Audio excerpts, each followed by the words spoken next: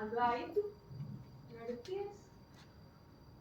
नाही ग वेळ हो आमच्या वंदीचं नाही असंच असतंय सारखी असू दे.